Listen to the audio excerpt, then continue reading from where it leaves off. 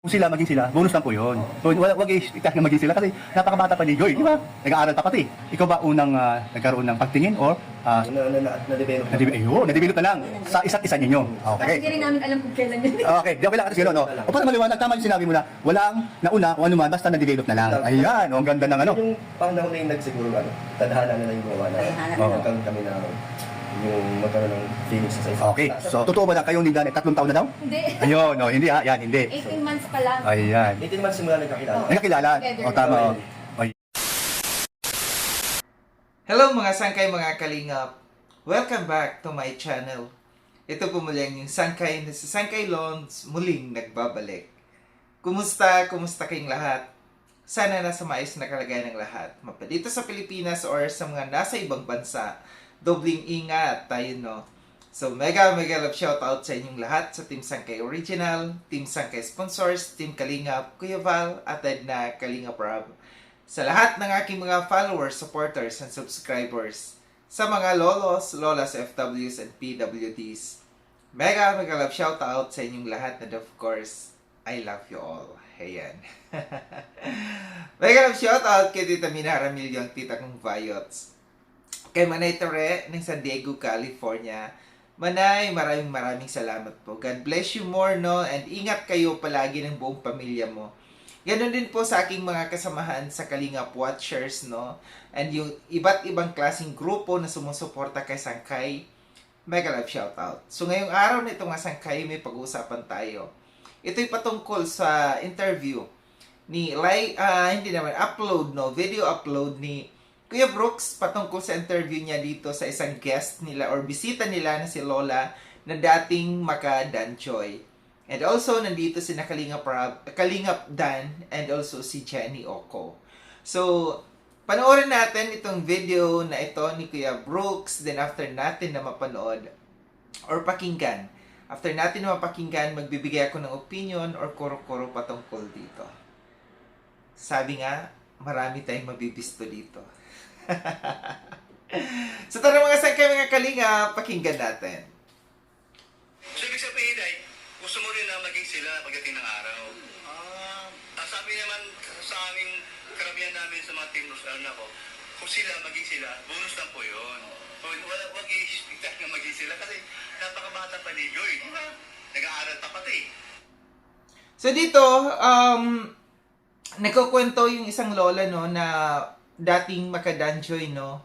And parang hindi niya matanggap di umano, no, yung nangyari noon na nawala yung Danjoy, no, na si Dan ay nagkaroon ng nagkaroon na ng partner sa buhay, no. Sabi dito ni Kuya Brooks, no, yung sinabi niya dito na sila naman daw, yung Team Brooks daw nila ay hindi naman daw umaasa, parang ganun ang punto niya dito. Parang bonus na lang daw yon na magkatuluyan na maging si Dan at saka si Joy, no? Kasi nga bata pa daw si Joy at saka nag-aaral pa, which is taliwas ito doon, no? Sa kanilang mga ipinapakita noon, no, yung buong Team Brooks na ipinapakita nila na sila ay kilig na kilig, nandiyan dyan yung tuwang-tuwa sila, yung nagbibigay ng ring, di ba? So taliwas dito sa sinasabi ngayon ni Kuya Brooks, medyo taliwas na talaga, no.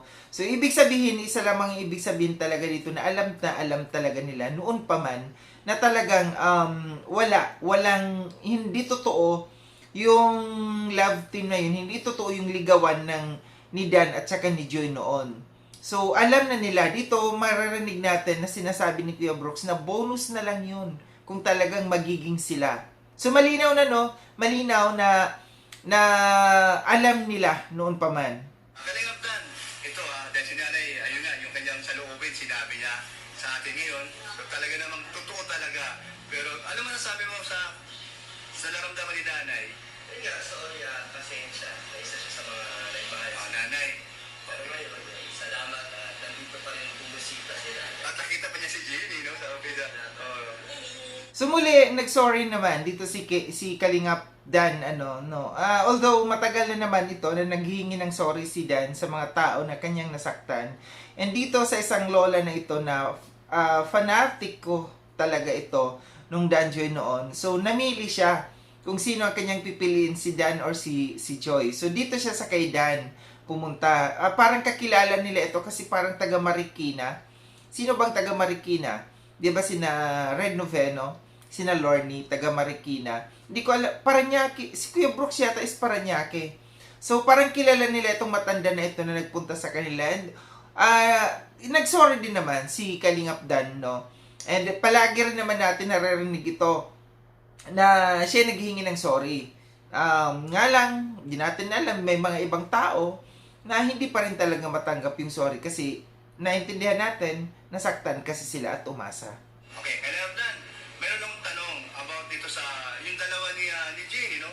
Kasi gusto rin namin malaman, ito nga, nagtsaan na kita, paano, ano, saan, nangyari o sino, may pakana, tropa o sarili mo lang na nakilala mo si Jenny Oco.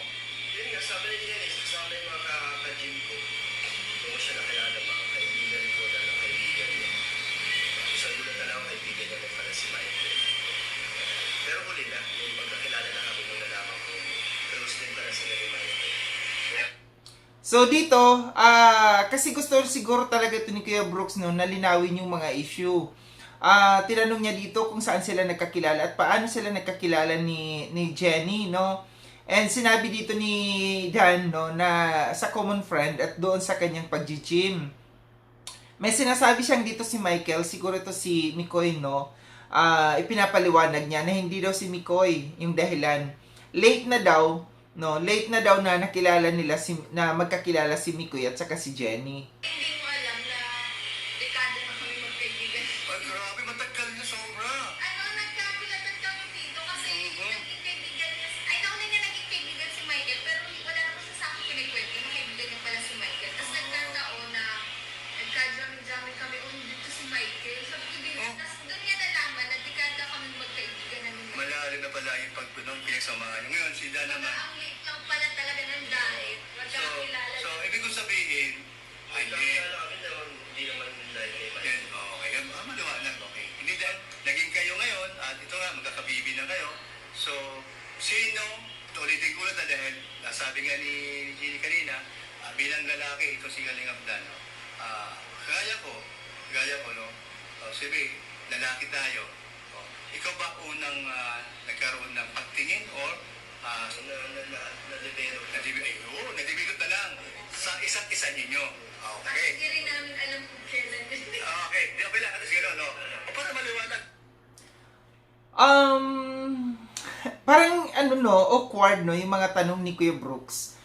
Sino yung unang na-develop, no, sa kanilang dalawa? Sa tradition natin, no, sa Filipino, normal na lalaki naman talaga kadalasan ang unang nade-develop dito. Parang parang hindi na siya in line dito sa interview na ito. Di ko alam kung anong purpose ni Kuya Brooks, no, na interview nito si Jenny at saka si Dan, sa mga ganito. Parang may gustong patunayan dito si Kuya Brooks. Sa interview niyang ito, walang pinagkaiba si Kuya Brooks at saka si Hannah sa kanilang mga interview, no. Pakinggan pa natin. Tama yung sinabi mo na walang nauna o ano man, basta na-develop na lang. Ayan, ang ganda ng ano. Yung parang nauna yung Hindi pwede kasing yung walang nauna. Natural merong nauna yan. And normal lang yan sa isang sa isang magkasintahan, sa isang yung una diyan nagkakakilala. Kilala mo na. Yun yung process, no? And then darating doon sa made-develop. And after nung sa development, doon pagkaka-develop, doon na mag-start yung ligawan at saka sa pagsasama kagaya sa kanila. Parang walang itong interview na ito ni Kuya Brooks. tadhana na nalikuhan na magkaroon kami na yung magkaroon ng feelings sa isa. Okay, so, Hindi dahil, doon na-develop na. huwag na tayong Parang ang point kasi dito, ito yung mula dito sa kanina, no, na pinapakinggan natin, ito yung gusto yata ipunto nila dito na dahil sa kay Mikoy, no, ito kasing naging issue dito na dahil kay Mikoy nagkakilala itong dalawang ito. And siguro yung sinasabi nila na nag-reto-reto, no? Nag-reto-reto dito sa dalawang ito. Kaya ito yung pinapalabas nila, no? Na gusto nilang palabasin na walang pangyayaring reto-reto dito sa kanila kay Mikoy, no? Ni Mikoy. Kasi nga, na-develop na lang sila. And di ko alam kung bakit naisip nila ito, no? Although matagal na naman tong issue na ito eh. Pag-usapan yung mga, ano man yung mga dumaan na bago kayo nagkakilala o ano. So, ito na. Itatalon tayo. Sa nangyari ngayon, may bibigyan na sa kanya o magkakailan ba mga anak? Over ba? O malapit na. So, excited ba? Kalingap na? Siyempre. Napipil mo ba yung bilang maging ama ka? Excited. Ayun, ano? Ayun ang gusto ko. Ano, chapter lang. Ay, grabe. Totoo yan, no? Sana makita ni nanay. Ay, oo. Ay, pumunta ulit dito yan. Kahit ako naman, bilang unang-unang ako, nung ko pala sinasabi sa'yo, di ba? Wala pa tayo sa diet, o di pa tayo vlogger. Doon pa lang sa Taguig, di ba? Ano? Sinasabi ko na, gusto kong makasawa ka na, gusto ko nang magka-apo. Oo, alam mo yung mga tatay baga na totoo man yun. Kahit sino yung tanong mo sa mga tatay. Grabe yung proud niya. Ramdam na ramdam natin yun yung pagiging proud ni Kuya Brooks, no? Pagiging proud ni Kuya Brooks na siya magiging lolo na. So, dito mararamdaman natin yung feelings ni Kuya Brooks na super proud. Tanong ko lang, kung isang ano kaya, kung isang taong, ordinaryong tao, no? Na naging ka-partner dito ni Brooks, ay ni Dan, ganito din kaya ka-proud si Kuya Brooks. Tanong ko lang naman. Pero kasi normal din, no? Normal din na yung feelings siguro ng isang magiging lolo. Tanong ko lang, hindi ko alam si Hana ba? Wala pang anak? Hindi ako updated, no? Wala pa, kasi sabi niya magiging first apo niya. Wala pa bang anak? Kasi alam ko may ka-live-in si Hana, no? Pero hindi ko lang alam kung may anak na. Di ako sure, no? Kung may anak na ito si Hana. Na gusto ko mag-apo sa mga anak ko. Okay. So, sa totoo lang yan, yung pagiging isang pamilya ka na ngayon, may pamilya ka na, at asahan ba namin, no? Sino ba yung namin? Pamilya mo. Tayo yun. Diba? Kasama na si Jenny na talaga bang nandoon yung pursige o magpupusigigan bilang tatay doon sa maging anak ni Jenny at hindi ba hadlang yung kanyang unang anak sa una niyang asawa. Ay, malapit na alis. Hindi, wala namang problema sa'yo. Mabait naman siguro. O, mabait. Yung kaibigan ako siguro, pangalawang tatay. Oo, totoo yun. Okay. Ito masasabi ko sa'yo. Sa aking nararamdaman kay Jonah, masaya siya na mabait ka sa kanya. At naramdaman niya na mahal mo siya bilang anak ni Jenny. Hindi lang si Jenny ang mahal mo, no? At isa pa, natuwa din yung tatay noon na tinutuloy mo siyang anak. Tama ba ako, Jenny? Hi. So pinag-uusapan nila dito yung yung bata, yung anak sa una ni ni Jenny, no? Which is bibihira din, no? Bibihira din sa mga tinatanggap yung yung nauna. Siguro sa mga unang panahon hindi tanggap yung iba na yung mag-aasawa na may anak na, no? Pero sa ngayon normal na, parang normal na ngayon. So tanggap na, no, ng karamihan na yung iba may anak, and parang nasa tao kasi yun nasa pagdadala ng tao kung tatanggapin niya yung bata o hindi, kung ituturing niyang parang tunay na anak. Pero dito pinapalabas nila dito na parang ganun din ang pagtingin ni Dan dito sa bata. Ay, wow. Hindi naman sila nagkakausap. Isa magsinusundo namin si Jonah. Oo. Isa naglugaan niya sinusundo. Ay, ganun. Oh, wow. Oh, may pamilya na ba yun? Meron na pala. So, yan, no? Matagal na namin dito separate. 7 years. Wow, matagal na rin pala. Oh, ayun. Buti sinabi mo ngayon na 7 years na pala kayo. Ay, tanda na. Iklaro lang ito. Kasi alam mo na may lumalabas. Totoo ba na kayo ni Dan 3 taon na daw? Hindi. Ayun, no, hindi ha. Yan, hindi. 18 months pa lang. Ayan. Hindi naman simula nagkakilala. Nagkakilala.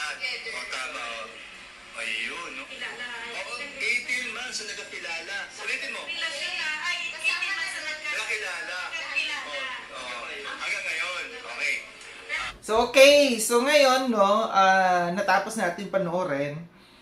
Dito na pag-usapan, no, napag-usapan yung sa close pala si Dan at saka yung dating asawa ni Jenny, no, and hiwalay sila, Jenny, for 7 years na. So, medyo matagal na rin, no, na hiwalay si Jenny dito.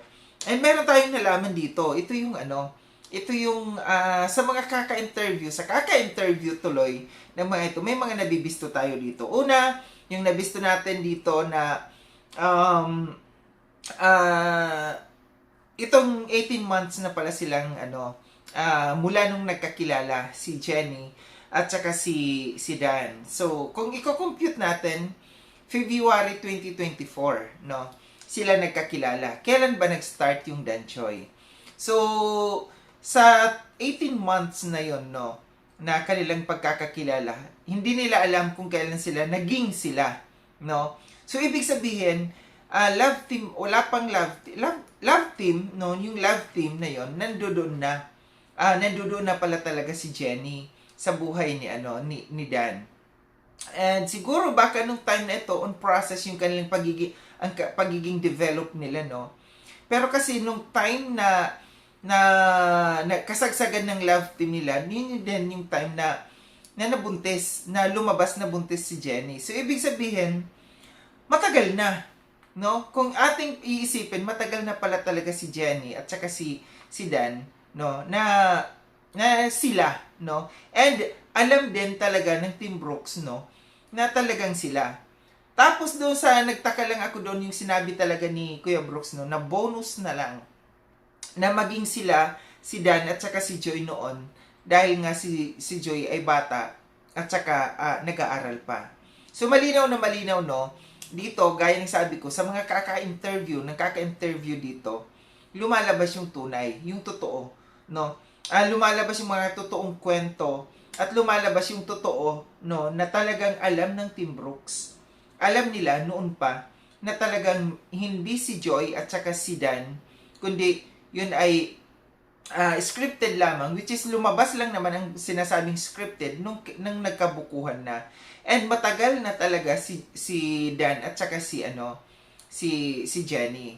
So yun lang ang kasi dito, muli nauungkat dito sa mga interviews na ito, like doon sa interview ni Hannah, sa interview ni Hannah kay Miko, ay kay Jomar, no, may mga lumabas na naman doon, no. And dito na naman sa interview na ito ni Kuya Brooks, makikita natin at malalaman natin na talagang alam nila at matagal na, no, na alam nila na matagal na rin si Joy ay si Dan at saka dito si Jenny. So, ang lang dito, bakit nila pinakilig, sobrang pagpapakilig noon sa mga viewers, sa mga supporters, sa mga panatiko, sa mga sponsors. Lalo na sa mga sponsors. Sana, no, binulungan nila noon yung mga sponsors para lalong hindi nasaktan, lalo na yung sa mga Joynatics, no. Sana binulungan nila, ops, wag kayo masyado. Wag kayo masyado kasi ito'y scripted at ito'y love team lamang. Alalay lang dapat kayo, kaso wala eh. Walang ganong pangyayari na sana man lang tinimbrehan nila. Kahit isa man lang sa mga sponsors, no, tinimbrehan nila na dahan-dahan kayo. Huwag ninyong itodo ang pagbibigay. Kaso wala eh. Pera yan eh, bigay yan eh. Ano pa ba yan? Ibubuko ba nila? Kasi tuloy-tuloy ang daloy. Kaso nga lang, yun yung naging problema. Nasaktan yung mga sponsors. At saka yung, di bali na sa mga viewers, kasi sa mga viewers, andyan yung na ipinapakita nilang support, yung pagmamarathon, no. Ang mas pinakamasakit doon yung mga sponsors na nagbigay ng pera, na alam na pala ng Team Brooks na ito, ng grupo ng Brooks na ito, na alam nila na mayroon ng Jenny sa buhay ni Dan, at alam nila na hindi magiging si Dan talaga at saka si Joy. Kaso nga lang, tuloy-tuloy lang eh. Tuloy-tuloy lang sila sa pagtanggap sa mga biyayan ay binibigay ng mga sponsors. Kahit alam nila, no? So, parang kinikinita ko lang. Sa tuwing may magbibigay na sponsors, natatawa lang sila, nangingiti lamang sila. Ay, di nyo lang alam. So muli maraming salamat mga sangkay na sa panonood. Sa mga hindi pa nakapag-subscribe kay Sangkay Lon, subscribe niyo na po ako. Click yung notification bell para updated kayo sa lahat ng mga videos na aking gagawin. Like and share itong video na ito mga sangkay. Kita-kits tayo ulit sa susunod na video na aking gagawin. Ingat kayo sa handa ko ng munduang kinararoon. Paalam ng mga sangkay mga kalinga, paalam.